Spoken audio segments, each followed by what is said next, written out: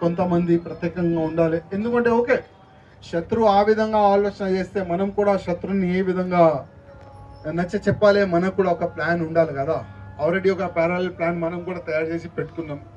కానీ మన రామ భక్తులకి ఎట్టి పరిస్థితుల్లో ఒక చిన్న ఒక రాయి కూడా పడొద్దు మన కార్యకర్త పైన, ఆ ఆలోచన మనకు ఉంటుంది.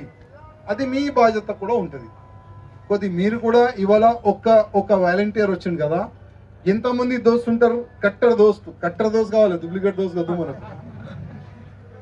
వన్ డే, సంవత్సరంలో వన్ డే నేను పూర్తిగా ఈ శ్రీరామనవమి శోభయాత్రకి నిస్తా అనేవాళ్ళు ఎవరైనా ఇప్పుడు ఉన్నావు, నువ్వు ఉన్నావు, ఒక 5 మందిని ఈజీగా తీసుకొని రావచ్చు, 5 మెంబర్స్ ని ఈజీగా తీసుకొని రావచ్చు.